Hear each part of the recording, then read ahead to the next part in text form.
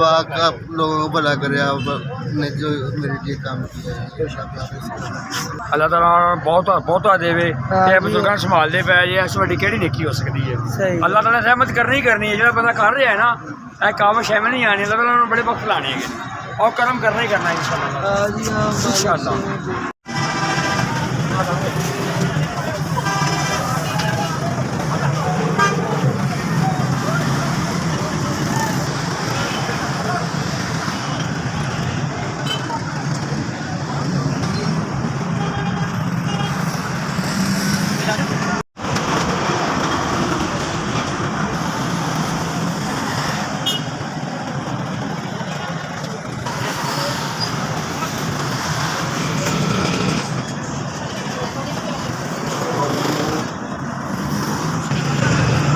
ਤੁਹਾਨੂੰ ਜ਼ਿਆਦਾ ਦਵੇ ਆਟੇ ਦੀਆਂ ਦੁਕਾਨਾਂ